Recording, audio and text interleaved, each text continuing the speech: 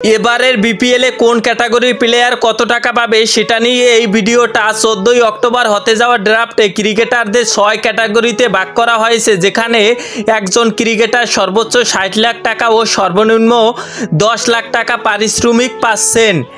এ ক্যাটাগরির খেলোয়াড়রা পাবেন 60 লাখ টাকা, বি ক্যাটাগরির প্লেয়াররা পাবেন 40 লাখ টাকা, সি ক্যাটাগরির প্লেয়াররা পাবেন 25 লাখ, ডি ক্যাটাগরির প্লেয়াররা পাবেন 20 লাখ টাকা ও ই ক্যাটাগরির প্লেয়াররা পাবেন 15 লাখ টাকা। সর্বনিম্ন এফ ক্যাটাগরির প্লেয়াররা পাবেন 10 লাখ টাকা করে, যা আগের বিপিএল এর আসরগুলোর তুলনায় অনেকটাই কম। বিপিএল এর গত আসরের হিসাব অনুযায়ী এ ক্যাটাগরির প্লেয়াররা পেতেন 80 লাখ, বি ক্যাটাগরির 50 লাখ, সি ক্যাটাগরির 30 লাখ, ডি ক্যাটাগরির 20 লাখ ও ই ক্যাটাগরির 15 লাখ টাকা করে পেতেন।